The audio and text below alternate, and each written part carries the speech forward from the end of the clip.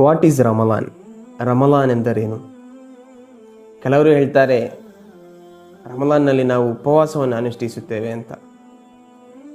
ಉಪವಾಸ ಎಂಬುದು ಕೇವಲ ರಮಲಾನ್ ತಿಂಗಳ ಒಂದು ಸಣ್ಣ ಭಾಗ ಮಾತ್ರವಾಗಿದೆ. ರಮಲಾನ್ ಎಂಬುದು ಶಾಂತಿಯ ತಿಂಗಳಾಗಿದೆ. ರಮಲಾನ್ ಸಮಾಧಾನದ ತಿಂಗಳಾಗಿದೆ. ರಮಲಾನ್ ಎಂಬುದು ಪಾಪದಿಂದ ಮುಕ್ತಿ ಹೊಂದುವಂತಹ ತಿಂಗಳಾಗಿದೆ. ರಮಲಾನ್ ಸ್ವರ್ಗವನ್ನು ಖಚಿತಪಡಿಸುವ ತಿಂಗಳಾಗಿದೆ. ರಮಲಾನ್ ಒಳಿತಿನ ತಿಂಗಳಾಗಿದೆ. ರಮಲಾನ್ ಬದಲಾವಣೆಗಳ ತಿಂಗಳಾಗಿದೆ. ರಮಲಾನ್ ಕುರ್ಆನ್ ಅವತರಿಸಲ್ಪಟ್ಟ ತಿಂಗಳಾಗಿದೆ.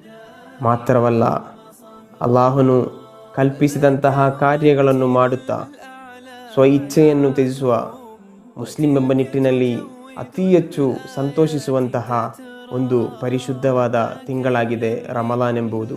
ಅಲ್ಲಾಹನು ಆ ತಿಂಗಳಲ್ಲಿ ಅತಿ ಹೆಚ್ಚು ಅವನಿಷ್ಟಪಡುವಂತಹ ಅಮಲ್ಗಳನ್ನು ನಿರ್ವಹಿಸಲು ತೌಫೀಕ್ ನೀಡಿ ಅನುಗ್ರಹಿಸಲಿ. ಆಮೀನ್ ಯಾ ರಬ್ಬಲ್ ಆಲಮೀನ್.